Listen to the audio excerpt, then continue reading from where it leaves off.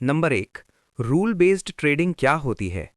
Rule based trading मतलब ऐसी trading जिसमें आप पहले से तय नियम यानी रूल्स बनाते हैं और उन्हीं के अनुसार ट्रेड लेते हैं।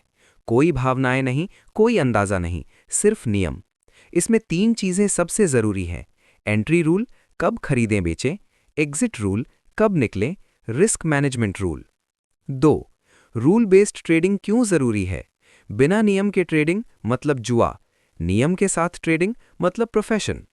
फायदे: emotion control, consistency, loss control, clear strategy. 3। Step by step rule based strategy कैसे बनाएं? स्टेप 1। टाइम फ्रेम चुनें। इंट्राडे 5 मिनट या 15 मिनट, स्विंग 1 घंटा या 1 दिन। स्टेप 2। एंट्री रूल तय करें।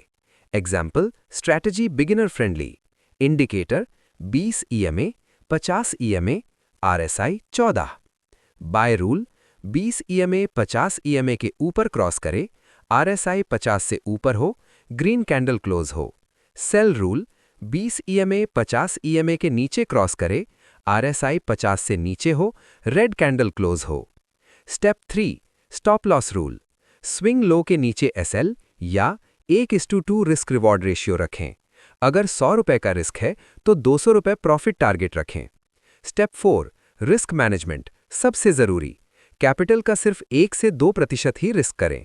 एग्जाम्पल: अगर कैपिटल 10,000 रुपए है तो एक ट्रेड में मैक्स लॉस 100 से 200 रुपए रखें। 4। Real example story style.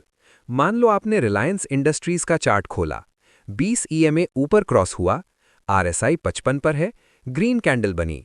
आपने बाय किया, एसएल पिछले स्विंग लो पर लगाया, टारगेट 1:2 रखा। इमोशन नहीं, सिर्फ रूल फॉलो किया। 5। सबसे जरूरी 5 गोल्डन रूल्स।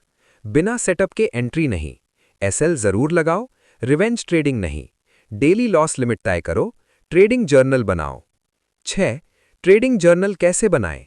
लिखें date, stock name, entry price, SL, target, profit या लॉस, गलती क्या थी। 7। बिगिनर्स की बड़ी गलतियां: इंडिकेटर बार बार बदलना, ओवर ट्रेडिंग, एसएल हटाना, न्यूज़ देखकर panic. Final advice: rule based trading is equal to system plus discipline plus patience. अगर आप 3 महीने सिर्फ एक ही स्ट्रैटेजी फॉलो करेंगे तो रिजल्ट अपने आप दिखने लगेगा।